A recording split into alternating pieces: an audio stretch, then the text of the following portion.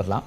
திரு ஷியாம், எப்படி பார்க்குறீங்க இந்த பரப்புரையை இப்போதே தொடங்குங்கள்னு திமுக குறிப்பிடுகிறது? இதை எப்படி பார்க்குறீங்க? ஒரு ஆளும் கட்சி இன்னும் காலம் இருக்கிறது அப்படின்னு காத்திருக்கவில்லை, உடனடியாக களத்திற்கு செல்லுங்கள் அப்படின்னு ஒரு தீர்மானம் போட்டு அதன் மூலமாக ஒரு அறிவுறுத்தலை கொடுக்கக்கூடிய இடத்தில் இருப்பதை எப்படி பார்க்குறீங்க? ஆளுங்கட்சிகளுக்கான கட்டாயம் ஆட்சியை தக்க வைத்துக் கொள்ளுதல், 5 ஆண்டுகள் ஆட்சி, மேலும் 5 ஆண்டுகள் தொடர வேண்டும் என்கிற ஒரு எண்ணம் இருக்கும். எனவே அந்த பரப்புரையை தூங்குவது, திண்ணை பிரச்சாரம், பிரசுரங்கள், துண்டு பிரசுரங்கள், இதெல்லாம் சரிதான். ஆனால் அதிமுகவின் கள ஆய்வு கொஞ்சம் முக்கியத்துவம் வாய்ந்ததாக நான் நினைக்கிறேன். என்ன காரணம் என்றால், அவர்கள் அடிப்படை கட்டுமானத்தை பெருக்குகிற முயற்சியிலே இருக்கிறார்கள். அந்த காலகட்டத்திலே, அது 72 காலகட்டத்திலே 25 உறுப்பினர்கள் ஒரு கிளைக்கழகம் இந்த அளவில் இருந்தது. காரணம் எம்ஜிஆர் மன்றங்கள் 25 உறுப்பினர்கள் தான். எனவே ஒரு நாள் அழகாபுத்தூர் ராமலிங்கம் ஒரு இரவு ஒரு அறிக்கை வெளியிட்டார், இன்று முதல் எம்ஜிஆர் மன்றங்கள் அனைத்துமே அதிமுக கிளைக்கழகங்கள்னு. 14,000 மன்றமோ என்னமோ வந்துச்சு அப்போ கிளைக்கழகங்கள். அது போக கொஞ்சம் இருந்திருக்கும், ஒரு 15,000 17,000க்குள்ளதான் 72 கட்டுமானம். ஒரு கிளைக்கு 25, அது கொஞ்சம் 50 ஆச்சு. இப்போ நமக்கே தெரியும், மாவட்டங்கள் அதிமுக மாவட்டங்கள் 70 கிட்ட இருக்கு, திமுக மாவட்டங்களும் 60க்கு மேல இருக்கு. பழைய மாதிரி அந்த அட்மினிஸ்ட்ரேட்டிவ் டிஸ்ட்ரிக்ட் கிடையாது. 72ல திருச்சியும் புதுக்கோட்டையும் ஒரே மாவட்டம். இன்றைக்கு அந்த மாதிரியான நிலைமையெல்லாம் கிடையாது. அப்போ கிளைக்கழகங்களின் எண்ணிக்கையை பெருக்க வேண்டும், பெருக்கி இருக்கிறார்கள். இப்ப எங்க கிராமத்திலே அதிமுகவுக்கு 3 கிளை, ஒரு சின்ன கிராமம் 3 கிளை. இப்போ அநேகமாக பூத் கமிட்டியவே ஒரு கிளை அளவுக்கு பெரிதாக்குவார்கள் என்பது எனது பார்வை. அப்படியான ஒரு ஒரு அமைப்பு நடந்து கொண்டிருப்பதாக எனக்கு எனது நண்பர்கள் கூறுகிற தகவல்.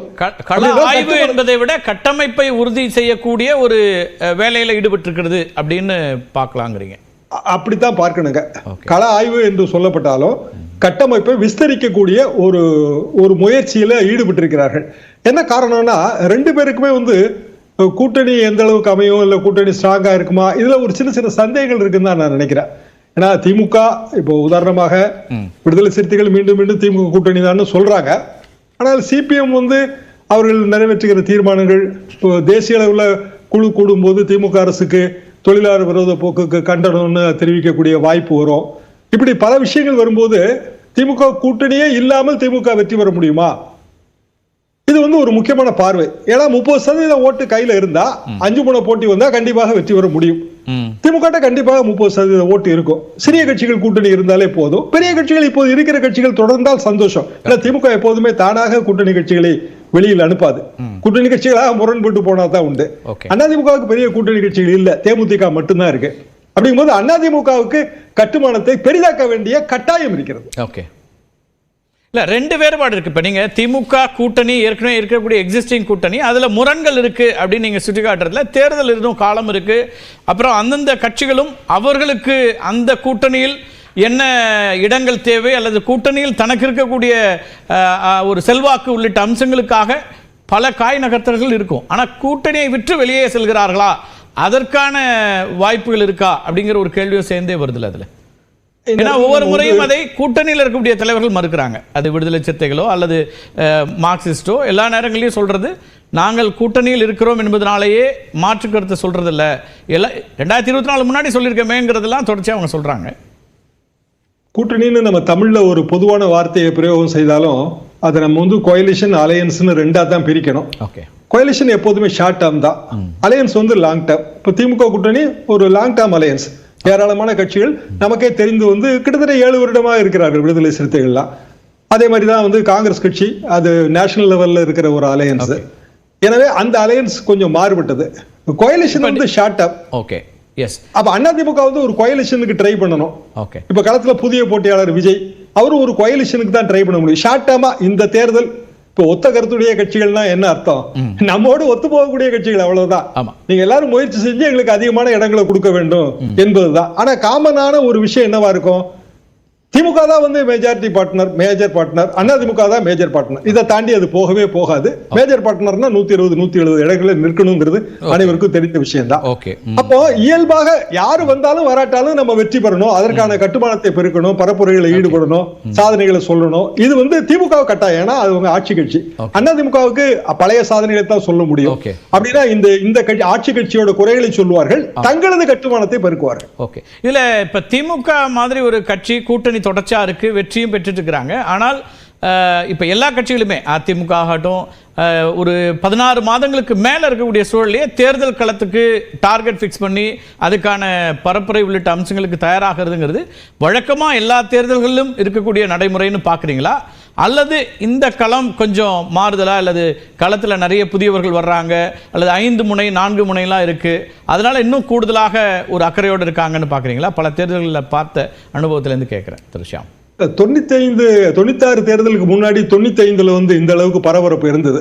என்ன காரணம்னா, திரு வைகோ அவர்கள் தனி கட்சி பெரிய அளவுக்கு கூட்டங்கள் போட்டுக் கொண்டிருந்தார், அவரோட நடைபயணங்கள்.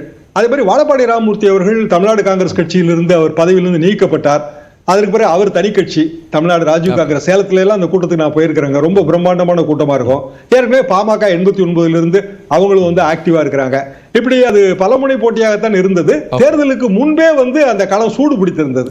அதை அந்த 2005 உணர முடிந்தது. ஆனால் இப்ப சமீப காலமாக அப்படி இல்ல.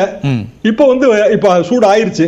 இப்ப மகாராஷ்டிரா தேர்தல் முடிவு வேற மாதிரியாக வந்தால் தமிழ்நாடு பாலிடிக்ஸ்ல பிரதிபலிக்கத்தான் செய்யும். அது காங்கிரஸ் கட்சிக்கு ஆதரவா முடிஞ்சாலும் சரி, பிஜேபிக்கு ஆதரவா முடிஞ்சாலும் சரி, தமிழ்நாட்டுக்கு அதனுடைய தாக்கம் ஏதோ ஒரு வகையில இங்க வரதுக்கான வாய்ப்புகள் இருக்கு. முன்னாடி அப்படி கிடையாதுங்க. நேஷனல் எலெக்ஷன் நேரடியா நம்மள பாதிக்காது. சமயத்துக்கு நேஷனல் எலெக்ஷன் அசம்பிளி எலெக்ஷன் சேர்ந்து வரும்போது அது வேற மாதிரி போயிட்டே இருக்கும். இப்போ ஒவ்வொரு ஸ்டேட் எலெக்ஷன் வரும். டெல்லி எலெக்ஷன் வரும், நாளைக்கு பீகார் எலெக்ஷன் வரும். எல்லாமே நம்ம 2026 முன்னாடி நடக்கிற தேர்தல்கள். ஒவ்வொரு கட்டத்திலே அது மாநில அரசியல்ல பிரதிபலிக்கும். அதற்காகத்தான் இந்த களம் இப்போதே தயாரிக்கப்படுகிறது. ஓகே, நான் முதல் கட்ட கருத்தை எடுத்துக்கிறேன் சார். நிறைய கேள்விகள் இருக்கு. ஷபீர், எப்படி பாக்குறீங்க? திமுக அதிமுக ரெண்டுமே களத்துல இறங்கிட்டாங்க. ஏற்கனவே முதலமைச்சர் கள ஆய்வுன்னு போயிட்டு இருக்கிறாரு. இப்போ கட்சியா உயர்நிலை செயல் திட்டக்குழு மூலமாகவும் ஒரு அறிவுறுத்தல் கொடுக்கப்பட்டிருக்கு. அதிமுகவும் கள ஆய்வு கட்டமைப்பை உறுதி செய்யறாங்க அப்படின்னு திரு ஷியாம் பார்க்குறாரு. எப்படி பார்க்க? இல்லை, எதிர்கட்சி இந்த முயற்சிகளை எடுப்பது அப்படின்றத நம்ம சரி, அடுத்தது அவங்க தயாராகிட்டு இருக்காங்க, ஒரு திமுகவை எதிர்கொள்வதற்கு அவங்க அந்த களத்தை தயார் செய்து கொண்டிருக்கிறார்கள் அப்படின்னு பார்க்கலாம். பட் ஆளுங்கட்சியாக இருக்கக்கூடிய திமுக ஏன் இந்த அளவுக்கு அவசரப்பட வேண்டும் அப்படின்றது ஒரு கேள்வி. ஏன்னா நீங்கள் எல்லா கூட்டங்கள்லையும் எல்லா மீட்டிங்லையும் இலக்கை கூட நிர்ணயிச்சுட்டாங்க. 200 இடங்கள் நாம நிர்ணயிச்சிருக்கோம் அப்படின்ற அளவுக்கு திமுக ஏன் அவசரப்படுகிறது, ஏன் வேகப்படுத்துகிறது அப்படின்றது ஒரு கேள்வி. இதுக்கு 2 காரணம் இருக்கலாம். ஒன்று, கண்ணு கெட்டின தூரம் வரைக்கும் நமக்கு எதிரிகள் இல்லை, எதிரிகள் எல்லாம் ஒன்று சேர்ந்து விடக்கூடாது அப்படின்ற ஒரு உக்தி. அல்லது எதிர்வரக்கூடிய தேர்தல் ஒரு கடினமான ஒரு தேர்தலாக இருக்க போகிறது அப்படின்றது. ஏன்னா அவங்களுக்கு எங்கேயாச்சும் ஆன்டி இன்கம்பன்சி செட் ஆயிருமா? ஏன்னா இந்த காலகட்டம், இந்த கடைசி 1.5 வருஷம் அப்படின்றது ஆன்டி இன்கம்பன்சி செட் ஆவதற்கான ஒரு காலகட்டம். ஓகே, ஸோ அந்த காலகட்டத்தில் நாம மக்கள்கிட்ட நேரடியாக ரீச் ஆகணும். அதற்கு அவுட்ரீச் ப்ரோக்ராம்ஸ் நம்ம பண்ணோம்னா அது நமக்கு கை கொடுக்கும் அப்படின்ற ஒரு அடிப்படையில் அவங்க இந்த மாதிரியான ஒரு உக்தியை கையாள்கிறார்களா அப்படின்றது பார்க்க வேண்டியது இருக்கிறது. ஓகே, ஒரு விஷயம் என்னன்னா, உங்களுக்கு ஆன்டி இன்கம்பன்சி அப்படின்றது நேச்சுரலா உருவாகணும். ஏன்னா தமிழ்நாட்டில் பல்வேறு பிரச்சனைகள் இருக்கு. இன்னைக்கு கூட உயர்நீதிமன்றம் ஒரு தீர்ப்பு கொடுத்திருக்கிறது, கள்ளக்குறிச்சி விவகாரம் சிபிஐ விசாரிக்க வேண்டும் அப்படின்னு. உண்மையிலேயே பெரிய விஷயம். அந்த ஜட்மெண்ட்டை நீங்க படிச்சு பார்த்தீங்கன்னா, காவல்துறைக்கு தெரிந்தே அந்த கள்ளச்சாராய விற்பனை அப்படின்றது நடந்துகிட்டு இருக்கு அப்படின்னும் போது அது ஒரு ஸ்டேட் கவர்மெண்ட்டுக்கு ஒரு இன்டாக்மெண்ட். ஆனால் அதை எந்த அளவுக்கு அரசியல் ரீதியாக மக்கள்கிட்ட எடுத்துட்டு போய் அதை பிரச்சாரமாக மாற்றி இருக்கிறார்கள் பார்த்தீங்கன்னா, அதில் தான் அதிமுகவுடைய தோல்வி என்பது தெரிகிறது. இப்போதான் அதிமுக ஸ்டார்ட் பண்ணியிருக்காங்க, எல்லா விஷயத்துக்கும் ரியாக்ட் பண்றதுக்கு ஸ்டார்ட் பண்ணியிருக்காங்க. இப்போ 2 நாட்கள் அறிக்கை நீங்க எல்ஐசி இந்தி பிரச்சனையாகட்டும் அல்லது மணிப்பூர் ஆகட்டும், திரு எடப்பாடியோட அறிக்கை தானே வந்திருக்குது. அதுதான் சொல்றேன், இந்த 2-3 நாட்களாக தான் அந்த விஷயங்களை எல்லாம் வேகப்படுத்தி இருக்கிறார்கள். ஸோ அதிமுகவும் ஏதோ ஒரு இடத்துல அவங்களும் உணர்றாங்க. ஓகே, நாமளும் இந்த விஷயங்களை எல்லாம் மக்கள்கிட்ட கொண்டு போய் சேர்ப்பதில்லையோ, அதை ஒரு பிரச்சாரமாக மாற்றுவதோ அல்லது ஒரு மொமெண்டமை செட் பண்றதுக்கோ நாம் தவறி இருக்கிறோம் அப்படின்றத புரிஞ்சுக்கிறாங்க. நீங்க 3.5 வருஷமா ஒன்றும் பண்ணல, இந்த 1.5 வருஷம் இருக்கிறது, ஏதாவது ஒன்று பண்ணி ஆகணும் அப்படின்ற ஒரு கட்டாயம் என்பது இருக்கு. ப்ரோ இன்கம்பன்சி வேவ் செட் பண்றது ரொம்ப கடினம்.